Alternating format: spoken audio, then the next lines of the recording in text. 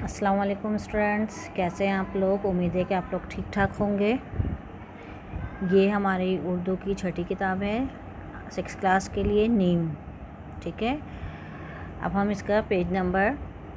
4 open करेंगे। यहाँ हमारे पास हमद है खुदा की मेहरबानियाँ। ठीक, खुदाया नहीं कोई जाए पना मगर तेरा दर और तेरी बारगाह।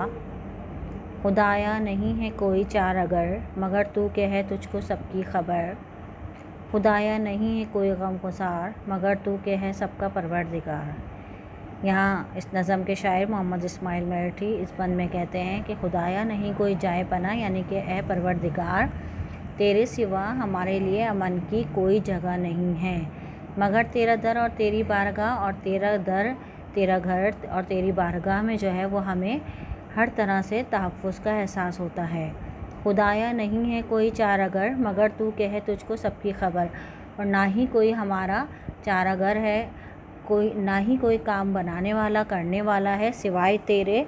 और तू के तुझे सबकी खबर होती है, चाहे कोई अपने मुंह से बोले या ना बोले, लेकिन ए परवरदिगार तुझे हर बात की खबर होती है, तेरी नज़र सब पर है। खुदाया नहीं है कोई गमगुसार मगर तू के है सबका परवरदिगार,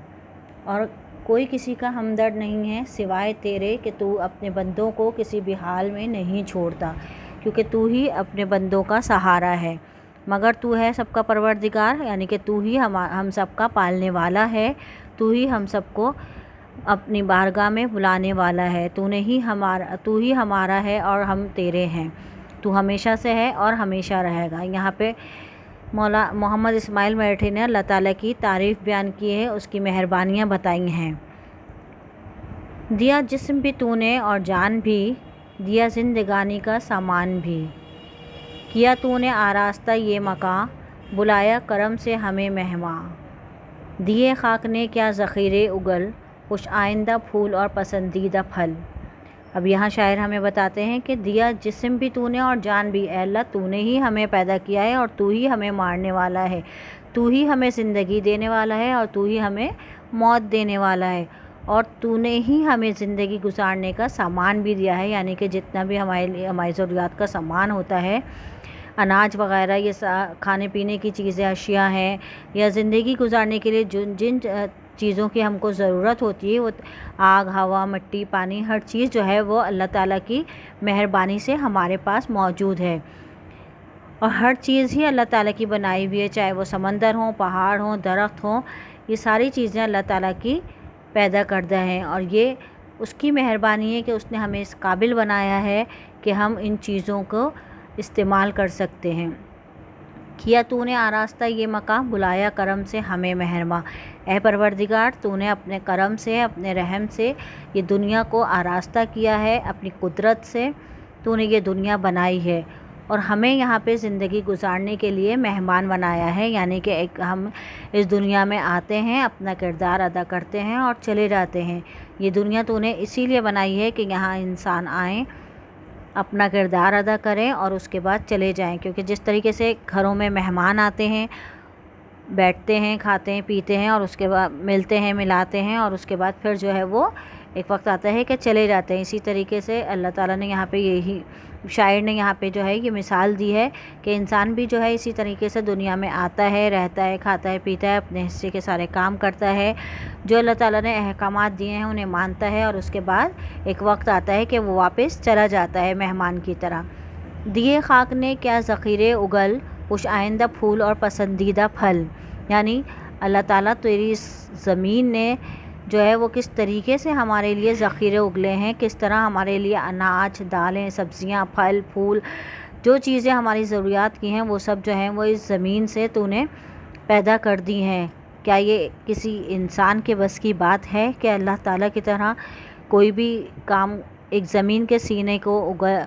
चीर के एक कोई छोटा सा पौधा ही निकाल सके? ये किसी भी इंसान के बस की बात नहीं है। ना इंसान, ना हैवान, कोई भी जो है वो सिफ़ात या वो कुदरत या वो ताकत नहीं रखता जो अल्लाह ताला रखता है। کسی میں اتنی طاقت نہیں کہ زمین کے سخت ترین مٹی کے نیچے سے جو ہے وہ چھوٹی ننھی سی نازک سی پودے کی کونپل کو جو ہے وہ نکال سکے۔ یہ سب جو ہے یہ سب اللہ تعالیٰ کی ہی قدرت ہے کہ اس نے اس سخت زمین کا سینہ چیر کے جو ہے وہ ایک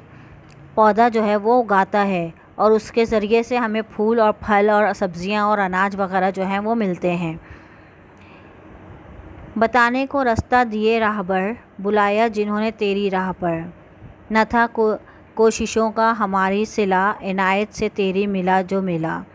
دیا تو نے کیا کچھ بغیر التماس، غرض تیرے الطاف ہیں یہ قیاس۔ اب یہاں شاعر ہمیں بتاتے ہیں کہ بتانے کو رستہ دیے راہبر، بلایا جنہوں نے تیری راہ پر، یعنی جب انسان پیدا ہوا تو اسے نہ تو کسی چیز کا علم تھا اور نہ ہی کسی چیز کے بارے میں وہ جانتا تھا۔ ان سب چیزوں کے لیے بھی اللہ تعالیٰ نے اپنے خاص پیغمبروں کو بھیجا، اچھے برے کی تمیز سکھانے کے لیے، انسان کو سیدھی راہ پہ لانے کے لیے اپنے خاص بندے بھیجے، جنہیں ہم اپنے انبیاء، اپنے پیغمبروں کے نام سے یاد کرتے ہیں۔ وہ ہمیں سیدھی راہ پہ لائے، اور ان میں بالخصوص ہمارے پیارے نبی صلی اللہ علیہ وآلہ وسلم ہیں، جنہوں نے ہمیں سیدھی راہ پہ چلنا سکھایا، اس راہ پہ جو اللہ تعالیٰ کے احکامات کی طرف ہمیں لے کے جاتی ہے۔ نہ تھا کوششوں کا ہماری صلہ، اس وقت ہماری اپنی کوششوں کا ہمارے پاس کوئی صلہ نہیں ملتا تھا، لیکن جب ہم سیدھی راہ پہ چلیں گے تو ہمیں ان کوششوں کا سیدھی راہ پہ چلنے کے لیے سے جو ہے وہ ہمیں صلہ ملے گا، اور اللہ تعالیٰ اس کی جزا دے گا ہمیں۔ عنایت سے تیری ملا جو ملا، یعنی کہ اللہ تعالیٰ تیری ہی مہربانی سے ہمیں جو بھی ملے گا وہ ملا ہے، اور آگے بھی اس دنیا کے بعد بھی جو ہے وہ جنت کی صورت میں ہمیں ہماری نیکیوں کا صلہ ملے گا۔ اور یہ ساری ہمارے لیے کس کی مہربانی ہے؟ ہمارے رب، ہمارے پروردگار اللہ تعالیٰ کی مہربانی ہے۔ دیا تو نے کیا کچھ بغیر التماس، یعنی کہ اللہ تعالیٰ تو نے تو ہمیں مانگنے سے پہلے ہی دے دیا، ہماری درخواست سے پہلے ہی دے دیا، کہ تو ہر چیز کی خبر رکھنے والا ہے، ہر چیز کو اچھی طرح سے جاننے والا ہے، کہ تو اپنے بندوں کی درخواست کرنے سے پہلے، جھولی پہلانے سے پہلے ان کی مرادوں کو جو ہے، ان کی خواہشوں کو جو ہے وہ پورا کر دیتا ہے۔ یہاں التماس کے معنی درخواست کے لیے گئے، کہ کسی بھی بندے کی یا کسی بھی شخص کی درخواست سے پہلے جو ہے وہ اللہ تعالیٰ اس کی خواہشات کو پورا کر دیتا ہے، اس کے آرزوؤں کو پورا کر دیتے ہیں۔ غرض تیرے الطاف ہیں یہ بے قیاس، اور کہتے ہیں شاعر یہاں پہ کہ الغرض تیرے الطاف، یعنی کہ تیری مہربانیاں ہیں جن کا اندازہ جو ہے وہ ہم نہیں لگا سکتے، تیری مہربانیاں جو ہیں وہ لامحدود ہیں اور ہماری سوچ سے بھی زیادہ ہیں۔ تو بہت رحمان ہے، رحیم ہے پروردگار، اور تیری مہربانیاں ہم پہ رہتی دنیا تک قائم و دائم رہیں گی۔ امید ہے کہ آپ لوگوں کو یہ چیپٹر جو ہے وہ نظم جو ہے وہ بہت اچھی طرح سے سمجھ میں آ گئی ہوگی۔